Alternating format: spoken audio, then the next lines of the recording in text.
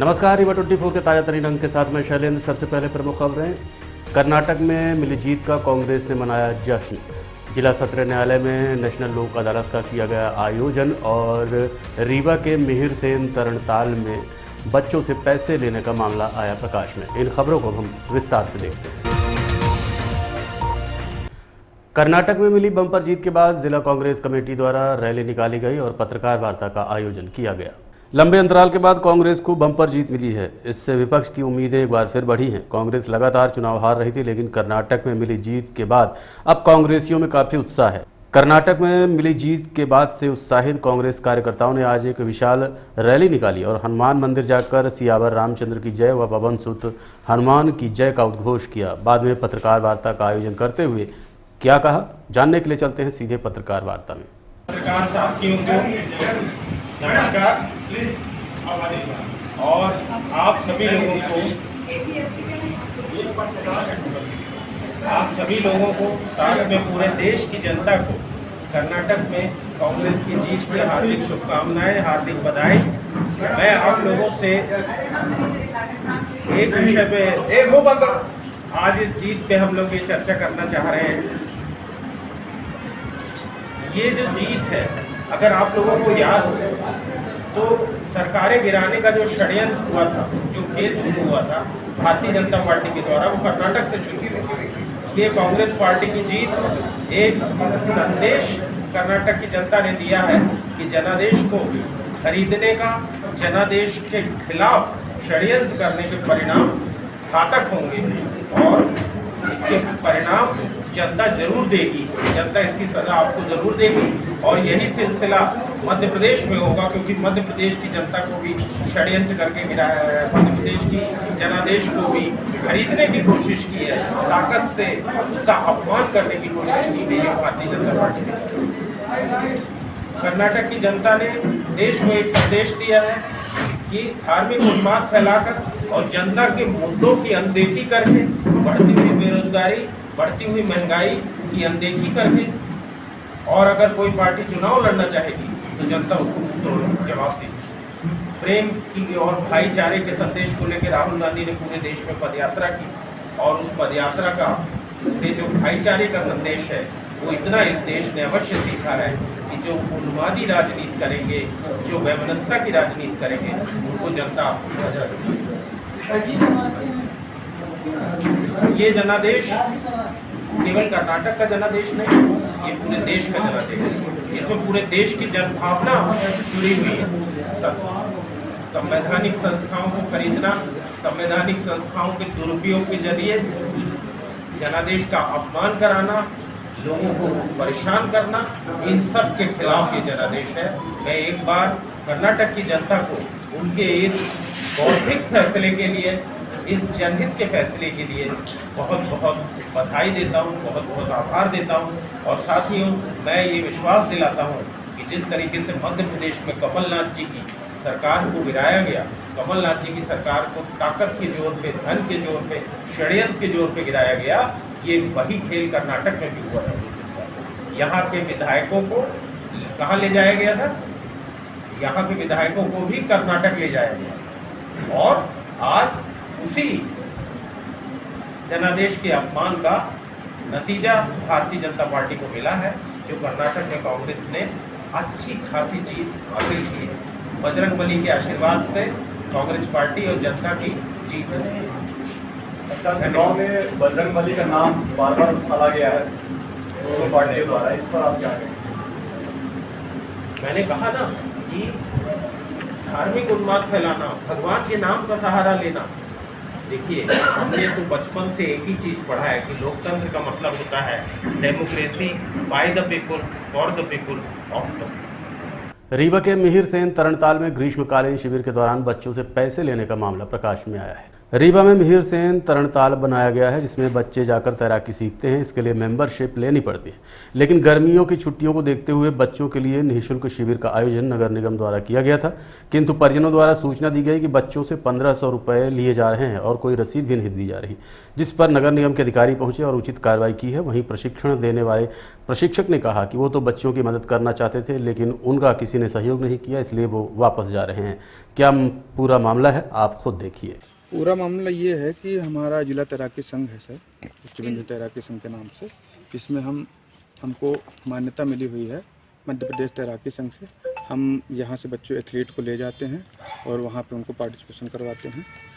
और उस चूँकि नगर निगम के नियम एवं उपबंध में रजिस्ट्रेशन फॉर्म के नियम एवं उपबंध में लिखा गया है कि 1 घंटे का निःशुल्क शिफ्ट जिला तैराकी संघ को प्रोवाइड किया जाएगा तैराकों प्रशिक्षण के लिए। तो हमने उसके लिए आवेदन भी किया था, आवेदन का नंबर भी है मेरे पास और रिसीविंग भी है उसकी। अब वो आवेदन कहाँ घूम रहा है, मेरे को प्रशासन से बोला गया कि आप समर कैंप चालू कर दीजिए। जो वो चीज़ें आश्वासन दिया मैम ने, हमारी मैडम जी भी हैं और बाकी के भी स्टाफ ने बोला। अब उन्होंने ये बोला कि आप समर कैंप चालू कर दीजिए। इसी बहाने मैंने समर कैंप चालू कर दिया और ये भी बताया था उसमें कि हम मतलब जो कोचिंग शुल्क है, जो भी वेचेस लगेंगे हमारे कोचेस अपॉइंट करने के बाद, तो वो हम उनको चार्ज करेंगे पेरेंट्स को। उसके अलग फॉर्म है, बताया ना, उसके हमने अलग से फॉर्म भी भरे थे। नगर निगम में कोई फॉर्म नहीं, नगर निगम के द्वारा ये आरोप लगाया जा रहा है हमारे ऊपर कि हमने नगर निगम का फॉर्म वो किया है। हाँ, नगर निगम का फॉर्म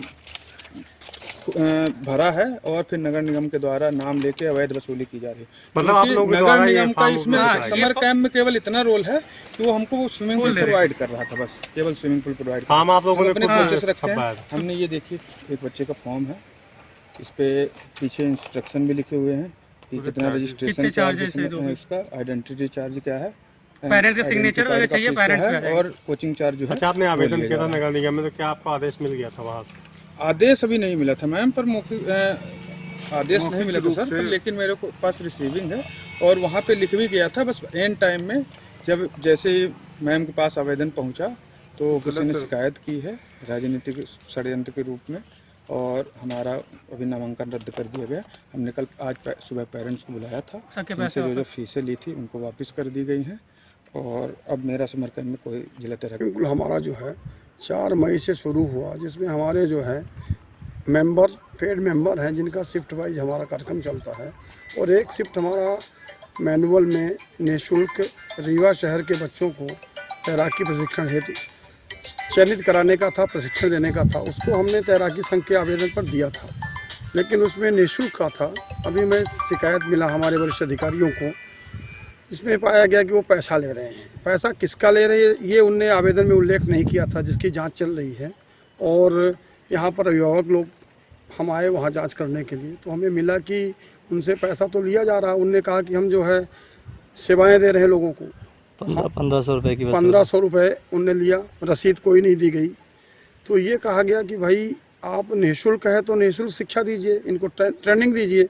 और इस बात को लेके जब बात आगे बढ़ी तो ये हुआ कि व्यवस्था फैल रही है, तो व्यवस्था के हिसाब से हम लोगों ने तय किया, हमारे MIC और कमिश्नर ने, कि हम अपने तौर पर निःशुल्क समर कैंप का आयोजन करेंगे। और सिर्फ प्रशिक्षण के लिए जो हमारे उनके ट्रेनर्स रहेंगे उनके लिए हम सिर्फ 1000 रुपये महीना हर बच्चों से लेंगे और हम उन्हें 9 से 10 की शिफ्ट शुरू करेंगे, जिसमें हमारा सिर्फ प्रशिक्षण का रहेगा, बाकी हमारे मेंबर्स रहेंगे।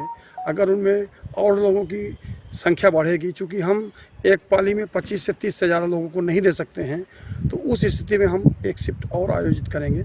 जैसा डिमांड रहेगा वैसा नगर निगम व्यवस्था देखेगा। अभी हमारा स्विमिंग पूल चालू हो रहा है, सारी व्यवस्थाएँ। हाँ, 8 से 15 साल के बच्चों का समर कैंप था, जिन्हें हमें ट्रेनिंग देना है और उनको तैराकी सिखाना है। उसमें जो हमारा संघ था, तैराकी संघ ने आवेदन दिया, लेकिन उन्हें वो डिटेल दिया नहीं। हम लोग प्रोसेस में ही थे कि उन्होंने पैसा लेना शुरू कर दिया, कोई वाइलाज बना नहीं और लोगों ने शिकायत करना शुरू कर दिया। नगर निगम की छवि धूमिल हुई। उस छवि को ध्यान में रखते हुए नगर निगम ने तय किया कि हम स्वयं निःशुल्क प्रशिक्षण बच्चों को देंगे और हमारे शेष शिफ्टों में जो पूर्व से चल रही हैं उनमें हमारे मेंबर तैरेंगे, उनकी हम सुविधाएं ध्यान रखेंगे और जो और भी जो कोई अगर तैरना चाहे उसके लिए कोई अलग से शुल्क दे के या कोई हाँ, मेंबरशिप कैसे उसकी मिलेगी? हाँ, उसका ये है कि पहली बार मेंबरशिप में 2500 रुपये, उनमें अन्य शुल्कें हैं जो हम आपको बता देंगे डिटेल से, और 1500 रुपये मंथली उनका चार्जेज है जो उनको देना होगा, और वो हमारे मेंबर रोटेशन में शिफ्ट वाइज चलेंगे। जिला सत्र न्यायालय में आज राष्ट्रीय लोक अदालत का आयोजन किया गया। राज्य विधिक सेवा प्राधिकरण जबलपुर और जिला सत्र न्यायालय रीवा द्वारा रीवा, हनुमाना, मऊगंज, त्योंथर में नेशनल लोक अदालत का आयोजन किया गया। इस दौरान राजस्व से संबंधित मामले, आपराधिक प्रकरणों एवं बिजली आदि से संबंधित अनेकों प्रकरण सुलझाए गए। इसमें जो ये लोकअदालत होती है ये मध्य प्रदेश राज्य विधिक सेवा प्राधिकरण जबलपुर के निर्देश अनुसार एवं माननीय प्रधान जिला एवं सत्र न्यायाधीश महोदय के मार्गदर्शन में जिला न्यायालय रीवा, तहसील न्यायालय सिरमौर, हनुमाना, मऊगंज और अपना त्योंथर में की गई है। इसमें कुल 48 खंडपीठ गठित की गई हैं और समस्त प्रकार के आपराधिक राजीनामा युक्त मामले, सिविल मामले, चेक बाउंस के मामले, क्लेम के मामले और परिवार न्यायालय से संबंधित मामले, श्रम न्यायालय से संबंधित मामले, औद्योगिक न्यायालय से संबंधित मामले रखे गए। इसी प्रकार प्री लिटिगेशन के जो मामले हैं इसमें नगर निगम के जो संपत्ति कर के हैं, जल कर के मामले वो भी हैं, BSNL के जो मामले होते हैं प्री लिटिगेशन के उसमें ये भी रखे गए हैं और बैंक से संबंधित मामले रखे गए हैं। ज़्यादातर मामले जो हैं हमारे यहाँ बिजली के रखे गए हैं, उनमें अधिक संभावना रहती है इसकी, और इसी प्रकार क्लेम के जो मामले होते हैं, मोटर एक्सीडेंट के जो क्लेम होते हैं उसके मामले होते हैं। मऊगंज के बिल्हा डैम को कूड़ेदान बना दिया गया है। बताया जा रहा है कि पूरा गार्बेज मटेरियल डैम में डाला जा रहा है। जल संसाधन विभाग के retired chief engineer Sher Bahadur Singh Parihar और एक्टिविस्ट शिवानंद द्विवेदी द्वारा बेल्हा डैम की फ्लॉप स्टोरी और बर्दाश्ती दास्तान पर जब रिसर्च की गई तो उसमें जल संसाधन विभाग के कमीशन खोर अधिकारियों, भ्रष्ट नेताओं और ठेकेदारों की जुगलबंदी की परतें खुलने लगी। खुदाई का पूरा गार्बेज मटेरियल डैम के अंदर ही भर दिया गया है। आप सोचिए कि कहाँ की इंजीनियरिंग है कि जिस बांध में खुदाई की जा रही हो उसके गार्बेज मटेरियल को उसी बांध के भीतर ही भर दिया जाए। जाहिर है पानी निकासी के लिए बनाए जा रहे पाइप सिस्टम में जब ये गार्बेज मटेरियल पानी के दबाव में सप्लाई से टकराएगा तो पूरे वाटर सप्लाई सिस्टम को बंद कर देगा, जिसकी वजह से पूरा कंस्ट्रक्शन वर्क बर्बाद हो जाएगा। सवाल ये है कि इस कार्य की मॉनिटरिंग करने के लिए जल संसाधन विभाग के उपयंत्री और SDO निगरानी करते हैं और इसकी देखरेख में काम भी किया जाता है, लेकिन जैसे कि यह देखा जा रहा है कि कोई भी जिम्मेदार अधिकारी यहाँ पर मौजूद नहीं था, ना ही कोई ऐसे अधिकारी जो ये बताएं कि काम किस तरह से किया जाता है। काम के दौरान ठेकेदार के व्यक्ति भी मौजूद नहीं थे, मात्र कुछ लेबर थे जिनके भरोसे ये योजना चल रही है। उन्होंने डाला है ये, इसमें बोरी ये बता रहे हैं कि झूठ वाला बोरी इम्प्रेग्नेटेड करके सीमेंट में स्लरी बना करके इम्प्रेग्नेटेड कर दिया और जो इन्हें भर दिया, इसको ऊपर काला बना देंगे। उससे क्या नुकसान होगा? इससे गलत हो कि काला जो झूठ है वो सड़ जाएगा एक समय के बाद, तो हॉलोनेस डेवलप हो जाएगी। और थोड़ा भी चूंकि हर पार्टिकल वाइब्रेट करते हैं तो धीरे धीरे वाइब्रेशन इम्पैक्ट पानी के जब लोड आएगा तो वही फिर बाद में क्रैक डेवलप हो जाएगा। तो आपने आज जो यहाँ पे निरीक्षण किया उसके अनुसार इसमें आपने क्या क्या कमी पाई है? नहीं, कमी तो ये पाई कि इनका जो ज्वाइंट ट्रीटमेंट है प्रॉपर नहीं है। As per requirement, as per technical specification इनके ज्वाइंट ट्रीटमेंट नहीं दे रहे हैं, न क्योरिंग कर रहे हैं, न ट्रीटमेंट दे रहे हैं, और न विंग वाल की लंबाई एज पर रिक्वायरमेंट बढ़ाई है। और जो बेंचिंग किया है अपने जो कट बनाया हुआ है इसकी मिट्टी की बेंचिंग नहीं की है। ये देखिए जो होल बन रहे हैं ये इंडिकेट करते हैं कि आपके प्रॉपर कंपैक्शन ना होने के कारण ही ये डिफरेंट लेयर दिखाई दे रही है। देखिए आपको डिफरेंट लेयर है, ऐसी बेंचिंग आपको डिफरेंट से यहाँ बेंचिंग होगी, फिर कटेगा, हर एक 2-2 मीटर में बेंचिंग होगी, 1.5 मीटर में 1.5 मीटर बेंचिंग, आधा मीटर की सीटिंग होगी, फिर 1 मीटर कटेगा, फिर आधा मीटर फिटिंग होगी। इतना वर्टिकल नहीं होगा, नहीं तो फिर ऐसे आइसोलेट रहेगा, पकड़ नहीं होगी, इसको और आगे बढ़ाना पड़ेगा। तो कैसे करोगे जब इसको बनाओगे तब करोगे क्या? तो परिहार साहब इसमें आपको फाइनल आपका क्या इसमें वर्डिक्ट है? फाइनल हमारा ये है कि अधिकारियों का इसका निरीक्षण करें और इसको तरीके से, इसके सब टेक्निकल स्पेसिफिकेशन है, विभाग के अधिकारियों को ज्ञात है, जो ज्ञात है जो टेक्निकल उसके विशिष्टताएं हैं उसका पालन करते हुए इसको काम कराएं, अन्यथा फिर ये 10 साल के बाद हो जाएगा, फिर ये फेल हो। तो क्या वर्तमान आज समय में हम यहाँ पे निरीक्षण जो किया औचक यहाँ पर देखने पे समझ में आता है कि यहाँ अधिकारी प्रॉपर निरीक्षण नहीं कर रहे हैं? नहीं, मैं अधिकारी निरीक्षण करते हो ना करते हो, काम बता रहा है कि निरीक्षण प्रॉपर नहीं करते, या निरीक्षण करते भी हैं तो अपने तकनीकी ज्ञान का फील्ड पर उपयोग नहीं कर रहे। आदतन अपराधियों की जमानत लेना एक व्यक्ति को महंगा पड़ गया। घटना के संबंध में घायल परिवार के परिजनों ने जानकारी देते हुए बताया कि अमरछी पन्ना निवासी लल्लू प्रधान बीती शाम 7 बजे करीब अफजल गुरु एवं उसके 3 भाइयों के साथ विवाद करना शुरू कर दिया। घर में शोर शराबे की आवाज़ सुनकर जब उनके पोते सादाब सिद्दीकी और गुलशेर अहमद बाहर निकले तो देखा कि आरोपी उनके दादा से विवाद कर रहे हैं। ऐसे में जब वो बीच बचाव करने पहुंचे तो आरोपियों ने चाकू निकालकर सादाब और गुलशेर पर धारदार हथियार से हमला बोल दिया। गंभीर रूप से घायल दोनों चचेरे भाइयों को उपचार के लिए स्थानीय अस्पताल ले जाया गया, जहां हालत गंभीर होने की वजह से रीवा के संजय गांधी अस्पताल में रेफर किया गया है। परिजनों का कहना है कि आरोपी अफजल गुरु भी उसी मोहल्ले का निवासी है जो आदतन अपराधी है। इसकी जमानत लल्लू प्रधान के द्वारा ली गई थी, लेकिन न्यायालय में पेश न होने की वजह से खुद लल्लू प्रधान के ऊपर जान की बनाई। ऐसे में जब लल्लू प्रधान ने आरोपी से बात करने का प्रयास किया तो वो बेबात करने लगा और इसी दौरान आरोपी और उसके भाइयों ने मिलकर 2 चचेरे भाइयों के ऊपर चाकू से हमला कर दिया और फरार हो गए। सर, ये कल शाम 12 तारीख की घटना है। कल शाम की 7 बजे की ये अपने घर में थे। इनके दादा हैं जो वो पूर्व सरपंच है, प्रधान है, गांव के मुखिया थे। तो उन्होंने किसी समय पर उन जिन अपराधी हैं उनकी कभी जमानत ली थी, जमानतदार थे वो। तो उसी संबंध में उनसे बातचीत की कि तुम्हारी जमानत लिए हम जमानतदार हैं, तुम हमारा नाम हटवा दो। उसी बात को लेकर के बहस हुई और ये उत्तेजित हो गए और गाली गलौज करने लगे कि हम बरी हो चुके हैं उन केस में और कोई जमानत नहीं है। इसी बात को लेकर इनके बीच में बातचीत होती रही और फिर उन्होंने मार दिया उनको।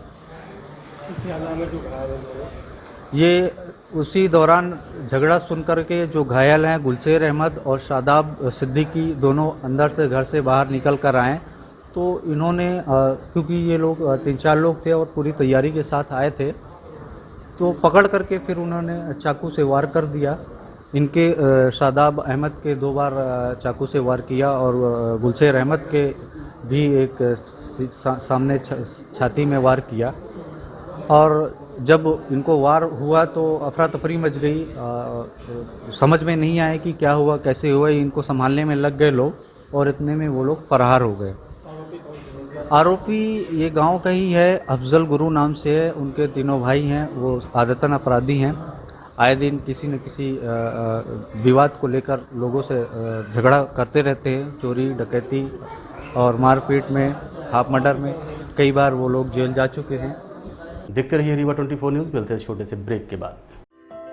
हड्डी जोड़ एवं रीढ़ रोग तथा स्त्री रोग एवं प्रसूति रोग का इलाज एक ही छत के नीचे। विघ्नहर्ता hospital and trauma centre, hotel landmark के पास, रतहरा, रीवा। डॉक्टर संतोष सोनी, पूर्व चिकित्सक, बॉम्बे हॉस्पिटल, मुंबई। हड्डी जोड़ एवं रीढ़ रोग विशेषज्ञ, छोटे चीरे एवं दूरबीन विधि द्वारा हाथ तथा पैर की हड्डियों का ऑपरेशन।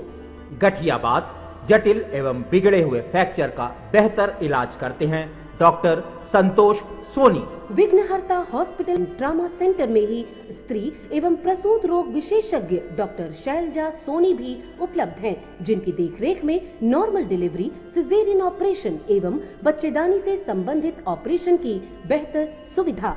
संतानहीन दंपत्ति तत्काल संपर्क करें। विघ्नहर्ता hospital and trauma centre, hotel landmark के पास, रतहरा, रीवा। सुविधाजनक एवं सफल इलाज हेतु आज ही संपर्क करें। विघ्नहर्ता hospital and trauma centre, hotel landmark के पास, रतहरा, रीवा। मोबाइल नंबर 7828781983 अथवा 8462956774 पर।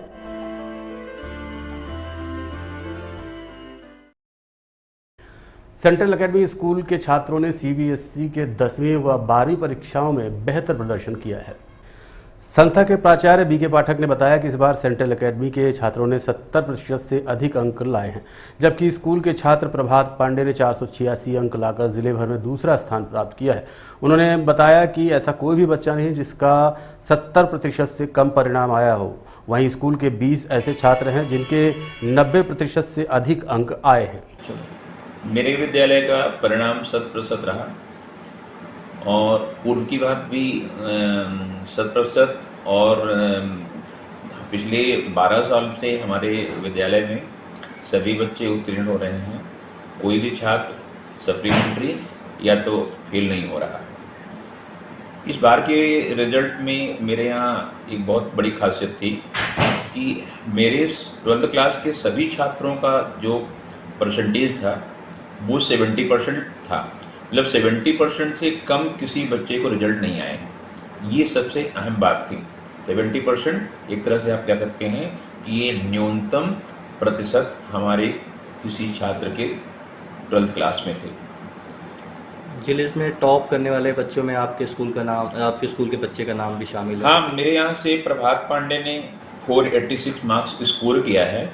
अभी तक की जानकारी के अनुसार शायद ये टॉप या सेकंड टॉप हो सकता है, क्योंकि एक छात्रा का नाम रिया सिंह है, जो कि शायद राजहंस की विद्यालय की छात्रा है।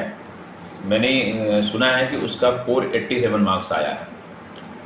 तो अगर वो 487 है तो इसका 486 है, तो ये सेकंड रैंक डिस्ट्रिक्ट का हो जाएगा। बट कोई भी बच्चा है, दोनों बच्चों ने बहुत अच्छा किया, चाहे वो रिया सिंह हो या फिर प्रभात पांडे हो। और मेरे यहाँ के रिजल्ट में जो मैंने अभी फाइंड आउट किया है, जैसी जानकारियाँ मेरे पास आई हैं, उसके हिसाब से मेरे विद्यालय के लगभग 20 छात्र 90% से अधिक अंक अर्जित करके 12वीं की क्लास पास की हैं। जबकि मुझे ऐसा लगता है कि इस तरह का जो रिज़ल्ट है वो मैं दावे के साथ तो नहीं कह रहा हूँ, बट कम ही स्कूलों का ऐसा होगा। तो इक्वालिटी रिजल्ट, क्वांटिटी तो हमारी हमेशा मेंटेन थी, क्योंकि 100% हमारा रिजल्ट पिछले 12 सालों से था, 10वीं और 12वीं दोनों क्लास का। कोई भी बच्चा ना तो अनुत्तीर्ण हुआ था, ना तो सप्लीमेंट्री आया था। आज के अंक में इतना ही। देखते रहिए रीवा 24 न्यूज़। नमस्कार।